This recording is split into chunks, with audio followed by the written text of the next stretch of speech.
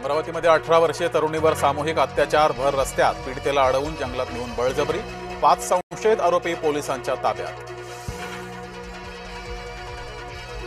श्रीरामपूरमध्ये लेकीच्या शोधासाठी आईची दारोदार वणवण. 14 वर्षापूर्वी मुसलमान तरुणानं मुलीला पळवलं.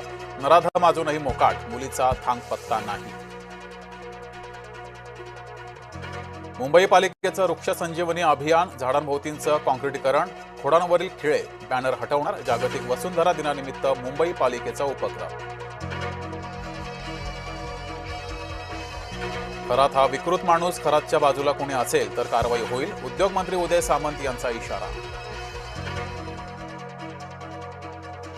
कोणतंही ऑपरेशन होणार नाही, अंबादास दानवे यांची प्रतिक्रिया. एकदा झालं ते पुन्हा होणार नाही, दानवेंचं वक्तव्य.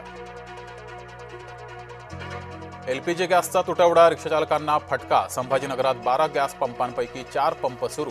तोडग्यासाठी रिक्षाचालकांची पालकमंत्री शिरसाट यांच्याकडे धाव. चांदवडमध्ये वादळी वाऱ्यासह पावसाला सुरुवात. काजी सांगवी परिसरात पावसाची हजेरी. गहू आणि कांदा उत्पादक शेतकरी हवालदिल.